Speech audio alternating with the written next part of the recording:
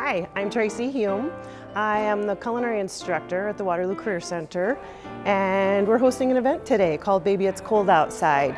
We had kind of decided that we didn't have enough fun going on, that our departments, the culinary department and the hospitality department that work hand in hand together, just haven't had enough event time for our kids to plan, to prepare, to execute those things. And so we made one up. And we tried to make it as COVID friendly as possible. We've got a lot going on today. We've got an ice carver coming. He'll be out on the patio. A little change in schedule today. He's going to be carving at 11 rather than 9 due to some car trouble, which is fine.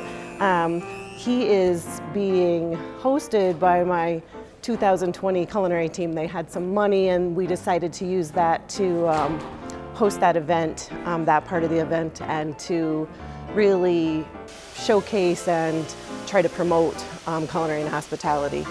We've also got a hot cocoa bar. The hot cocoa bar is $3, or it's $5 if you want one of the WCC mugs. And if you bring a pair of new mittens or a new hat, you can get $3 off of that cocoa bar. So it could either be free or you could get the mug for $2. We've got activities going on. There's a holiday sweater contest today with prizes. We've got some activities for kids to do. Gosh, I can't even think about what else. I must be missing something, but that's the gist of what's going on. An event just because we needed an event and we needed something to plan to promote our programs. And what is the connection between your collaborating with hospitality, because culinary and hospitality seem to go hand in hand? We do go hand in hand. Most of the time the way we work it is my kids do the back of the house, or the back of the house. We do all the cooking and the prepping, and the hospitality department does all the front of the house. So they did all the decorating, all the setup and all of that. So we really do work together on those things. And in the real world, giving them real world experiences, does that happen a lot? Yes, it's a perfect match, and that's why Talia, Nieman, and I, you'll talk to her in a little bit, why we work so well together and why the programs, it's a great way for kids to see what the industry is, how it works, and to decide if this is where they want to be for the rest of their lives. What skills you want kids to take away from this event, as well as learning how to be COVID friendly? Well, the reason why I like to have an event rather than just have my kids cooking in the lab is because when they're just cooking in the lab, they're usually cooking for themselves.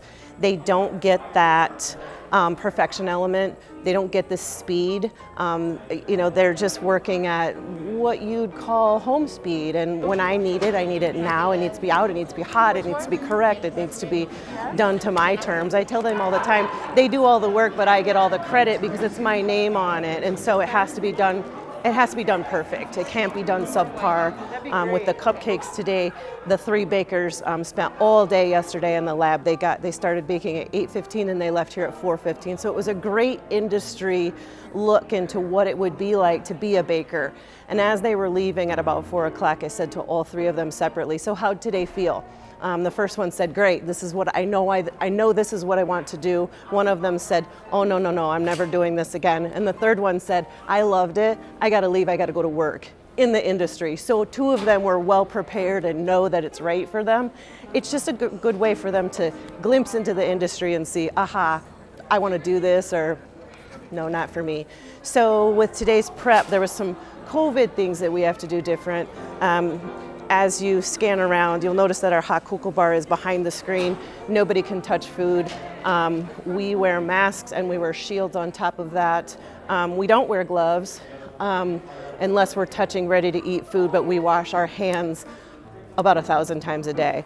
The free soup that we're prepping today, the spoon and the crackers and the napkins are all enclosed, so people just pick up one and the soup's enclosed. So a lot more expense with packaging, but I think that's the way we're going to have to go from now on with COVID, and just, it's a smart thing, it's a good thing for our industry, and probably change that we needed to make anyway. We wanted to host today's event not only for experience for our own kids, but because of COVID and the lack of field trips within schools, I wanted to open it up to other schools so that they could have this as an option. Meadows is donating his time today, and he's only charging us for the ice. So because he did that, I thought, well, then I should open it up to other schools. so that they could use it as a virtual field trip and a glimpse into what ice carving is, what you could make per hour and that part of that industry. So thank you, Matt, for sharing your time and hopefully with other schools. Hello, I'm Talia Nieman. I'm the Hospitality and Tourism Management Program professor and/or educator here at the Waterloo Career Center. We have had COVID set up this year, so the kids have learned a lot about how to properly set up when we do the activity bars and when we do any setup for food, the proper ways of doing that. So it's been a really fun and interactive year this year, but with the lack of having events, we wanted to put on a party this year to kind of hit off culinary, hospitality, tourism, and our marketing class is also helping out this year. They're selling their Cake Wars cupcakes along with this event. So it really kind of came together as one big holiday fun party. So. And how is the collaboration between hospitality and culinary? Because it's a great fit for the two programs. It really is fantastic. If you want to see it as hospitality is kind of the front of the house and culinary is the back of the house. And the nice part is our kids are so interchangeable too. So whatever aspect they're more interested in or they want to learn about, we can kind of cross them in and out of the kitchen or in and out of the front of the house area with the commons here for events. So it makes it really, really good. And Tracey, Hulme, and I, the culinary arts instructor, we work really well together in making sure that our kids get to experience all those different parts. My name is Schares, and I am the marketing management instructor at the Waterloo Career Center. And how did the marketing department help with this event today? Well, they had to, each of the students, there's 3 students in the class that were in charge of a team, and they had to do a cupcake war, so they're competing against each other. And with that, they had to get a team together with culinary, graphic design, and one of the students collaborated with the IT web department and audio video. Each of them are responsible for designing a cupcake flavor, so they had to work with the culinary. They did taste testing. We brought over Central middle school students to help them decide on their flavors. They had to design their t-shirts, their packaging, their marketing to how they would promote the event, and then they had to work on pricing. And the winner will be on who sells the most cupcakes and makes the largest profit. Wonderful. And what have been some things that you've heard the students say during their collaboration with this project?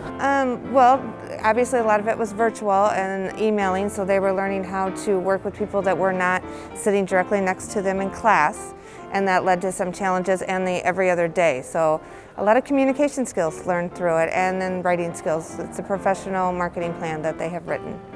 I'm Kenzie. And tell us about your branding. What did you do? So I decided to keep it more towards like children and like their childhood and stuff. So I have just a normal chocolate cupcake and vanilla cupcake, and then they all have a little bit of sprinkles on them. So the chocolate ones have chocolate sprinkles and the vanilla ones have like the rainbow sprinkles. And then I also did build your own boxes. There's like, it's been very popular like with cookies and stuff like that. So the kids can actually like get involved and create their own cupcake instead of just buying one already made. So those were all pre-ordered, so I got to work with IT and they helped me create a QR code, which was really cool. And tell us what your branding is. It's Sweet Tooth Cupcakes. I've always wanted to like create my own business, and so when I was little I wanted to name my cupcake shop Sweet Tooth Cupcakes, so I decided to bring that to life. I'm Kyle. And what is your branding? What did you go with? My brand is more geared towards adults, like an apple pie cupcake with caramel. It's with apple cider, it's like for the holiday feeling and sharing. My product comes in 2, so one is meant to share with like a friend or someone special in your life, and mixed with the apple cider, it's just a great product for the holidays and a warm feeling. And then what is your name of your company? Yeah, this is my slogan, share the sweetness, like I was saying with the 2 products. So my company's Wallowin Cupcakes, which is like indulging in those sweets to like satisfy that desire. And so what did you learn from this collaboration process? Because you had to work with culinary. What did you learn out of that? I learned that patience is key in all that, because some things don't work out exactly how you plan, but there's always ways to get around it, and I really enjoyed working with all those different pathways and stuff to create this business. I'm Landon. And what flavor of cupcake did you go with? I did a red velvet cheesecake cupcake with cream cheese frosting. And how did you come to that flavor? Really, I was on vacation and they had a red velvet cheesecake and I tried it and I loved it, so I made a cupcake out of it. And what is your brand? Tip of your tongue cupcakes. And how'd you come up with that? I had multiple names to choose from and I just picked this one. And where else can you find your cupcakes? At T's Hair Salon. So on the programs that helped in with the Cupcake Wars and the collaboration and all the career paths, it started with the marketing students writing a plan. They reached out to culinary to develop their cupcake flavor. Then they reached out to construction and worked with construction on what they'd like their unit, their display to look like, measurements to it. And then they went into construction and learned how to actually finish them. Like he did a burning technique, she did a painting technique, and Landon did a painting technique. They then worked with graphic design to work on their posters and their that went around and flyers that were sent out for they could do their pre-orders. They developed QR codes with IT web and mobile to send that out to the different areas that they could do pre-webs on them. We got a Cricut where they learned how to make their t-shirt, and actually the nursing staff who knows how to use the Cricut did the training on that, and electrical helped with doing the lights and getting them out. And we were working on a video due to COVID that did not get finished with digital graphics and digital video on it. And then one of our sponsors, the Waterloo Blackhawks Hockey, lent us the Olaf costume for display today. So we're going to carve some ice today, and I will tell you that for anybody who is crafty and likes to lift heavy things and have an adventure, this could be the side gig for you. There's probably 4 or 5 ice carvers left in the state of Iowa. One of our friends, Bill Gordish, is from Des Moines, Iowa, and he averages 250 carvings per year, and he probably makes $200 off of each block that he carves. So if you guys do the math, that's a pretty good side gig. This ice right here is specialty ice. It's made in a special ice maker. You can buy one for $6,000, makes 2 blocks, and each block sells for $100 if you don't even carve it. So you imagine, if you buy one for $6,000, it doesn't take too many blocks to get your money back. If I sell a block of ice, a simple block of ice, similar to what I'm doing today, I would probably charge $300 to $400 for what I'm doing today. The block of ice, if I buy it from a distributor, costs about $80 to $100, depending on where you get it. Then, obviously, it's the time to carve, it's the tools, and then all this, the transportation, picking it up, dropping it off, that kind of stuff. Ice carving is a little bit risky, a little dangerous because you're dealing with water, you're dealing with electricity, and you're dealing in very slippery conditions.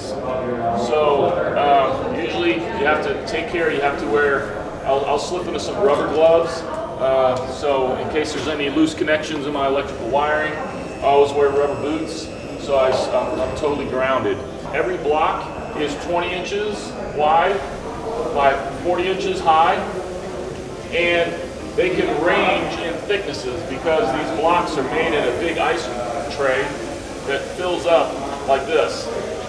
And you can vary the thickness. A friend of mine made this block for us today, and it weighs about 400 pounds, and it's 12 inches thick. WCC!